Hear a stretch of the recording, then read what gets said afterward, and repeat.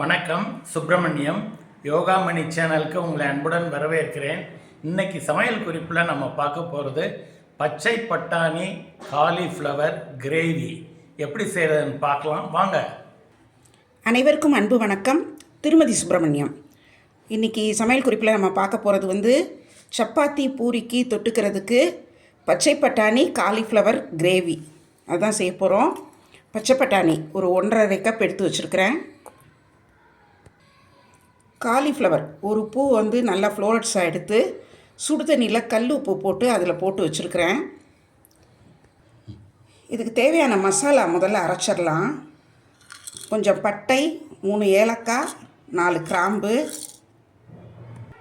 2 பச்சை மிளகாய், 1/4 கப் நறுக்கின பெரிய வெங்காயம், பூண்டு ஒரு 2 டீஸ்பூன் அளவு, தேங்காய் ஒரு பெரிய டேபிள் ஸ்பூன் அளவுக்கு, முந்திரி பருப்பு ஒரு 15 எடுத்து தண்ணியில் சோக் பண்ணி வச்சுருக்கிறேன். அதையும் இதோடு சேர்த்துட்றேன். இது எல்லாத்தையும் சேர்த்து ஒரு நல்ல ஃபைன் பேஸ்ட்டாக அரைச்சிட்டு வந்துடுறேன். அடுப்பில் ஒரு ப்ரெஷர் பேன் வச்சு 1 டேபிள் ஸ்பூன் எண்ணெய் ஊற்றிருக்கிறேன். எண்ணெய் காஞ்சிருச்சு.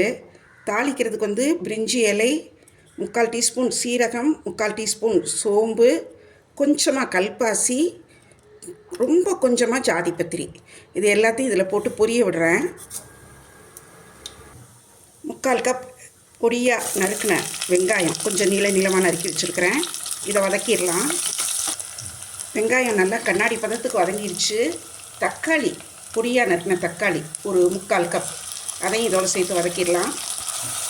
பொடியாக நறுக்கின புதினா ஒரு 1.5 டீஸ்பூன், பொடியாக நறுக்கின கொத்தமல்லி அதே அளவு 2ஐயும் இதில் சேர்த்து வதக்கிடுறேன்.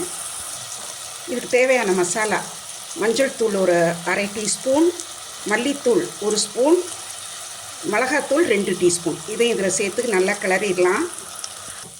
இதுக்கு தேவையான உப்பையும் சேர்த்துட்றேன். இப்போ இதில் 2 கப் பச்சை பட்டாணி,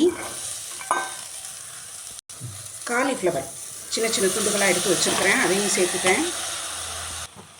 நம்ம அரைச்சி வச்சுருந்தோம் இல்லையா மசாலா, அதாவது கிராம்பு, ஏலக்காய், பட்டை, வெங்காயம், வெள்ளைப்பூடு, பச்சை மிளகாய், தேங்காய், முந்திரி பருப்பு, இது எல்லாத்தையும் சேர்த்து அரைச்சி நைஸ் பேஸ்ட்டாக எடுத்து வச்சுருந்தோம். அதையும் இதில் இப்போ சேர்த்துட்டு தேவையான அளவு தண்ணி ஊற்றிடலாம். தண்ணி இது எல்லாமே நல்லா மூழ்கிற அளவுக்கு ஊற்றி வச்சிடலாம். நல்லா கிளறி விடுறேன். வீடியோ பார்த்துட்ருக்கிறவங்க இது வரைக்கும் நம்மளோட யோகாமணி சேனலுக்கு சப்ஸ்கிரைப் பண்ணலைன்னா சப்ஸ்கிரைப் பண்ணிக்கோங்க. எங்கள் வீடியோஸ் எல்லாம் பாருங்கள், லைக் பண்ணுங்கள், ஷேர் பண்ணுங்கள். ஒரு கொதி வந்துருச்சு. என்கிட்ட இருந்த இந்த பால் ஏடு க்ரீம் அதையும் இதில் சேர்க்குறேன். சேர்த்துட்டு இப்போ குக்கர் மூடியை போட்டு மூடி வெயிட் போட்டுடலாம்.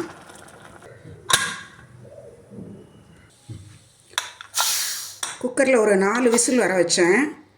நல்லா ப்ரெஷர் ரிலீஸ் ஆகிடுச்சு. இப்போ ஒரு டிப்ஸ் ஒன்று சொல்லணும் உங்களுக்கு.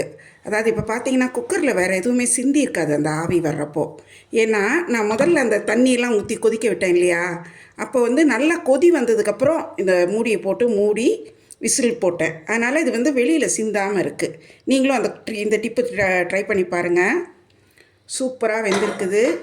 நல்ல ஒரு ரிச்சான க்ரீமியாக மணக்க ஒரு நல்ல ஒரு ஆரோக்கியமான ஒரு கிரேவி ரெடி ஆகிடுச்சு. அவ்வளோ வாசனையாக இருக்கும். இது சப்பாத்தி, பூரி, கீ ரைஸ், ஜீரா ரைஸ் கூட இது வைக்கலாம் நீங்கள் சைட் டிஷ்ஷாக. ரொம்ப ரொம்ப நல்லாயிருக்கும். இதை இப்போ எடுத்து நம்ம பரிமாறிடலாம்.